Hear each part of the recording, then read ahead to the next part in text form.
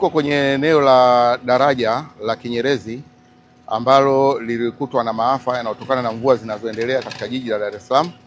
Mpaka sasa mkandarasi kampuni ya Nyanza wamefanya kazi ili kuhakikisha kwamba wanarejesha mawasiliano kwa ajili wananchi waendelee kupita na waendelee kufanya shughuli zao za kijamii na kiuchumi.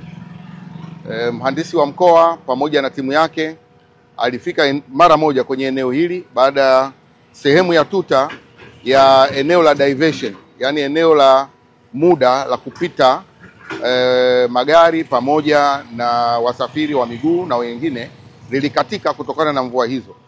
Lakini hata hivyo tumechukua hatua zingine nyingi za tahadhari, ambapo tutaendelea kuliimarisha hili tuta pamoja na kuongeza midomo mingine ya culvert itakayochangia kuhakikisha kwamba baada ya siku 2 au mpaka 3 tutakuwa tumekamilisha ili magari makubwa yapite. Kama mnavyojionea, wananchi sasa hivi wanapita na wanaweza kaendelea na shughuli zao, na barabara hii inaendelea katika ujenzi, na tutahakikisha kwamba kazi hii inaendelea mpaka pale tutakapofika mwisho.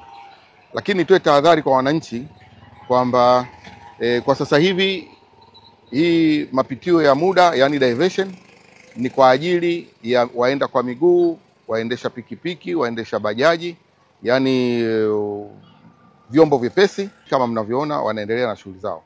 Kwa hivi sasa eneo ambalo tunalitumia, utaratibu ambao tunautumia kupita ili uweze kufika eneo la Bonyokwa Center ni barabara ambayo inapita barabara ya Kinyerezi inakwenda Segerea Gerezani, inazunguka, ambayo ni kama inaongeza karibu takriban kilomita 3 kufika Bonyokwa Center. Kwa hiyo nilitaka kusema hayo, na napenda kuwatoa wasiwasi wananchi wote wa mkoa wa Dar es Salaam kwamba pamoja na mikoa mingine nchini kwamba tuko tayari, timu zote za TANROADS katika kipindi hiki cha mvua kufika katika maeneo ambayo yatakutana na maafa na kurejesha mawasiliano.